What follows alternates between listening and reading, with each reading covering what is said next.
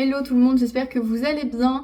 Aujourd'hui on arrive à une étape hyper importante hyper importante et hyper excitante, le lancement imminent de votre boutique. Ça y est, on est enfin arrivé à cette étape-là dans les vidéos. Que tu sois en train de créer ton site ou que tu sois à 2 doigts du lancement de ta boutique, cette vidéo est là pour t'aider, pour t'accompagner, vérifier les derniers petits points essentiels que tu pourrais avoir oubliés. C'est une des étapes un peu les plus stressantes, on va dire, mais aussi la plus gratifiante que tu peux avoir. Alors c'est parti, on va voir tout ça ensemble.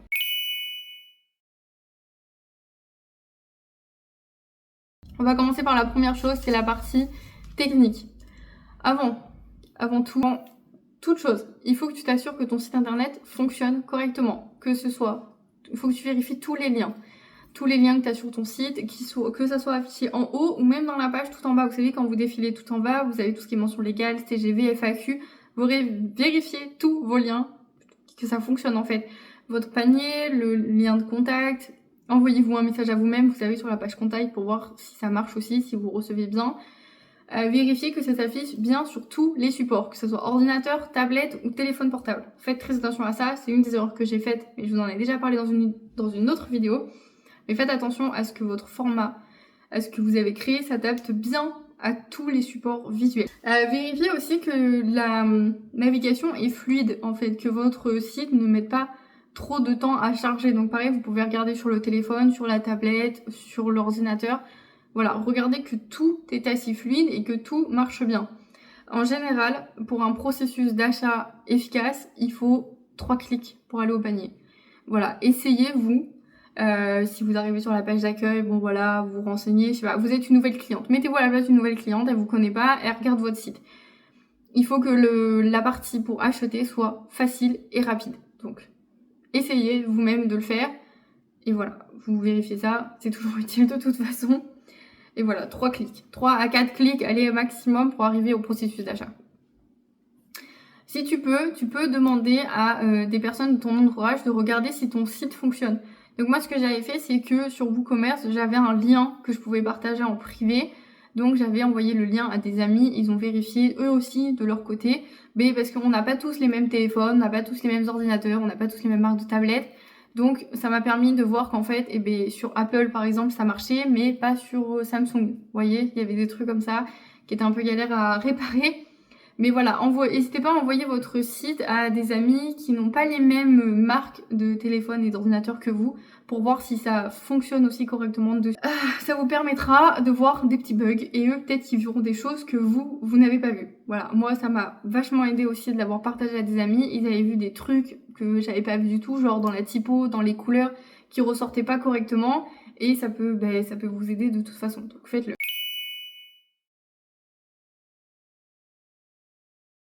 C'est le moment de vérifier que ton univers visuel fonctionne. Donc là, il faut que tu regardes si tes photos produits, elles sont pas floues, qu'elles sont nickel, qu'on comprend bien ce qu'il y a dessus. Regarde les couleurs de ton site, regarde ton logo s'il ressort correctement. Regarde les typographies, vous voyez, c'est ce que je vous disais juste avant. C'est des choses en fait qu'on pense pas parce que nous on a la tête dans le guidon, vous voyez, on a la tête sur le site et tout. Donc c'est toujours bien si vous pouvez partager votre site à quelqu'un, de lui montrer, de lui demander un avis honnête, surtout parce que sinon ça sert à rien s'il n'a pas envie de vous dire, bah c'est inutile. Mais vraiment pour vous aider quoi, si tout marche correctement. N'hésitez pas à vous poser la question, qu'est-ce que ma cliente va ressentir quand elle va arriver sur mon site? Elle doit comprendre tout de suite en fait ton univers, ton message et ton style. Même, vous savez, les emails, je sais qu'on peut les personnaliser, donc n'hésitez pas à les faire personnaliser si vous pouvez. Après, dans les options gratuites, que moi j'utilise les options gratuites, je crois que je peux pas personnaliser mes emails. Je peux personnaliser que l'email quand vous commandez, je crois, et encore je suis même pas sûre. Mais voilà, si jamais vous pouvez personnaliser les emails de confirmation de commande, de suivi, etc. Vérifiez tout ça aussi, c'est super important en fait, que les gens quand ils arrivent, ils comprennent de quoi ça parle. Voilà, dès la première page, qu'on sache où on est.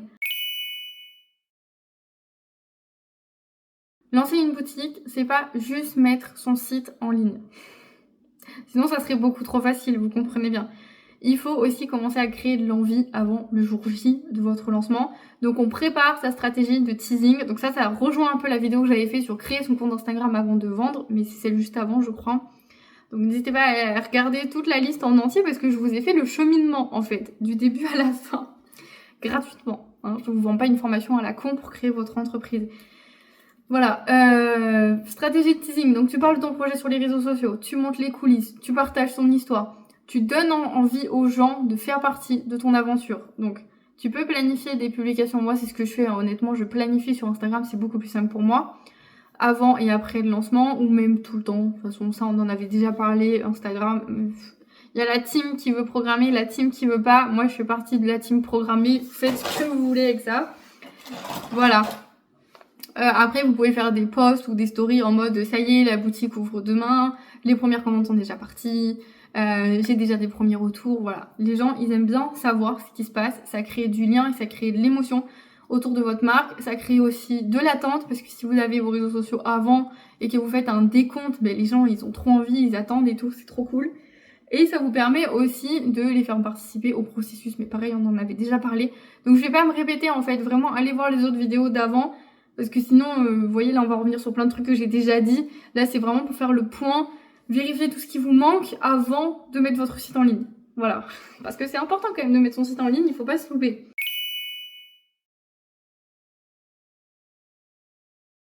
Alors, là, c'est la partie la plus chiante. Enfin, je sais qu'il y en a qui adorent faire ça, mais moi, ça m'a fait chier. Ça m'a fait chier. Vérifiez que tout est en ordre. Vos CGV, vos politiques de confidentialité, vos mentions légales, vous vérifiez tout, vous relisez tout, que ça soit correct au niveau légal pour ne pas avoir de problème. Ma hantise d'avoir des problèmes. Vérifiez aussi tout ce qui est vos conditions de livraison et vos conditions de retour. Et on n'oublie pas aussi de vérifier le système de facturation en général. Regardez que tout fonctionne. Je sais que sur WooCommerce, j'ai pu faire des fausses commandes. Genre où je faisais semblant de commander, mais vous savez, c'est des commandes test. Et comme ça, vous pouvez voir tout le processus, donc du suivi de livraison à la facture, à la confirmation de commande, etc. N'hésitez vraiment pas à le faire, c'est super important. Après, si vous voulez tester aussi la livraison et vous envoyer un truc à vous-même, vous pouvez. Mais voilà, enfin, je trouve pas ça très utile. En général, ça arrive à bon port quand même. Mais malheureusement, on ne peut pas contrôler les livreurs qui livrent. Donc si jamais il y a un souci, c'est pour ça que je vous conseille quand même de bien emballer emballer bien. Emballer très très bien parce que les livreurs, ils en ont rien à foutre. C'est une partie un peu chiante à gérer, c'est une partie un peu lourde, mais il faut vraiment vérifier que tout soit carré. Pour pas avoir de problème en fait au niveau légal, c'est le dernier de nos soucis quand on vient d'ouvrir, d'avoir des problèmes avec la justice.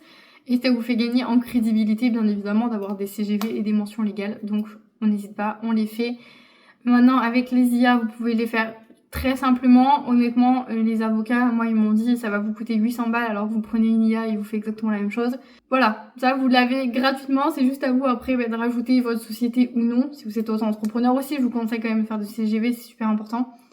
Et donc, voilà.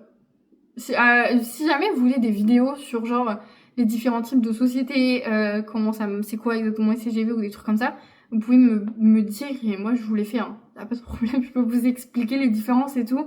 Parce que ça c'est vrai, j'ai zappé cette étape. Qu'est-ce que je choisis comme société ou pas, parce que beaucoup sont notre entreprise maintenant, pour ouvrir ma marque. Mais si jamais ça vous intéresse, vous me le direz tout de suite. Et enfin, un petit mot, hein, parce que ça met un petit peu de pression quand même de se lancer. On n'a pas besoin que tout soit parfait. Tu vas forcément en fait ajouter des trucs en plus sur ton site, tu vas forcément remodifier des photos à un moment donné, tu vas forcément modifier le texte de tes produits aussi, et c'est normal, et c'est pas grave en fait, on évolue et c'est ok. Ce qui compte, c'est de te lancer. De toute façon, toutes les erreurs que tu feras te feront automatiquement progresser, parce que c'est pas vraiment des erreurs, c'est des leçons, mais ça, voilà, chaque client, en général, les clients, quand vous êtes des petites entreprises comme ça, ils aiment bien vous donner des retours. Moi, j'ai beaucoup de messages sur Instagram, des filles, une fois qu'elles ont reçu la commande, elles m'envoient des photos et tout, elles sont trop contentes. Donc ça, c'est super cool, donc profitez-en, hein, surtout. Et respirez. On respire, on est zen, ça va bien se passer. Faites-vous confiance. Et rappelez-vous, le plus dur vraiment, c'était de commencer. Là, c'est fini. Vous avez juste à cliquer sur publier. C'est bon. Voilà, toi aussi t'es prête maintenant à lancer ta boutique en ligne. J'espère que cette vidéo t'a aidé à y voir plus clair, à voir un petit peu peaufiner tout ce qui te manquait. N'hésite pas à me dire en commentaire où tu en es dans ton projet. Moi, j'adore lire vos projets. Alors, je sais que vous me les envoyez sur Instagram aussi. Si vous préférez discuter en message privé sur Instagram, ça me va aussi. Il n'y a pas de souci. Soit sur la boutique, soit sur mon compte perso. Franchement, les deux. J'ai les deux comptes, j'y vais tous les jours. Voilà. Et si jamais vous voulez aller plus loin, je vous laisse mes autres vidéos du coup qui vont s'afficher. N'hésitez pas à aller voir la playlist en entière. On se retrouve du coup lundi prochain à 20h30 pour la suite. Et n'oubliez pas d'aller faire un petit tour sur ma boutique Blossom Box, enfin blossom-box.fr si vous voulez faire des petits cadeaux de fin d'année. Ça commence à 14,90 et le plus haut est à 109,90 € pour les box. Voilà.